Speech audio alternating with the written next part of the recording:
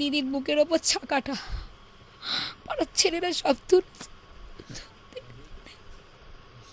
তো দিদি আর নেই মনে, পা বেঁকে গিয়ে ব্লিডিং হয়ে যাচ্ছে।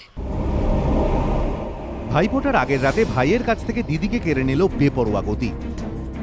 এদিক থেকেই সেই গাড়ি আসছিল, বিসর্জন করে ফিরছিলেন বেশ কয়েকজন হরিমোহন চ্যাটার্জি স্ট্রিট দিয়ে। তখনই যেটা এলাকাবাসীরা জানাচ্ছেন, একের পর এক 5 জনকে ধাক্কা মারে সেই ট্যাক্সি। সোমবার রাতে বিসর্জনের পর প্রতিবেশীদের সঙ্গে এই রাস্তা দিয়েই ফিরছিলেন বছর 49-এর শিলা দাস। তখনই ঘটে যায় মর্মান্তিক ঘটনা। যার ট্যাক্সি হাইজ্যাক করে এই ঘটনা ঘটালো মত্ত 2 যুবক, সেই ট্যাক্সি চালকের মুখেই শুনুন ঠিক কি ঘটেছিল।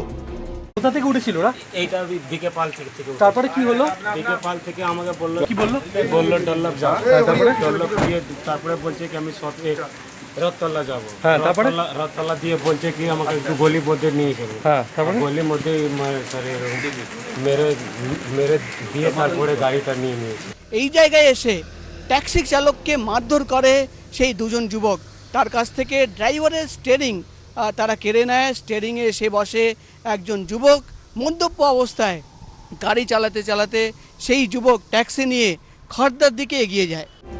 প্রত্যক্ষদর্শীদের দাবি ট্যাক্সির গতি এতটাই বেশি ছিল যে কিছু বুঝে ওঠার সুযোগ পর্যন্ত পাননি কেউ। এখনো আহতদের চোখে মুখে বেপরোয়া বিভীষিকার আতঙ্ক।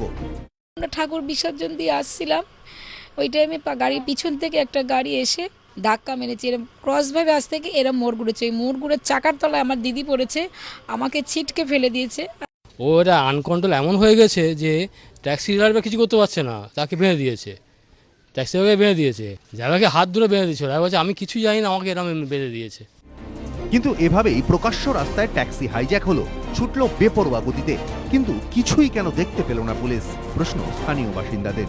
আমার কাছে কথা হলো, গাড়ি যদি হাইজ্যাক করে তাহলে গাড়ি তো গঙ্গার ওপর দিয়ে আসেনি, এসেছে ডানলপের ওপর দিয়ে, ওই দিক দিয়ে রাস্তায় পুলিশ রয়েছে, তাই পুলিশের সামনে যদি গাড়িটা দাঁড় করে দিতে পারতো, তাহলে গলির মধ্যে ঢুকলো কেন?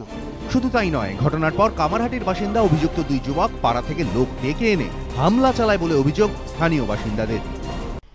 বাঁচাবে তো দূরে থাক, ওরা উল্টে আরো ঝামেলা করলো।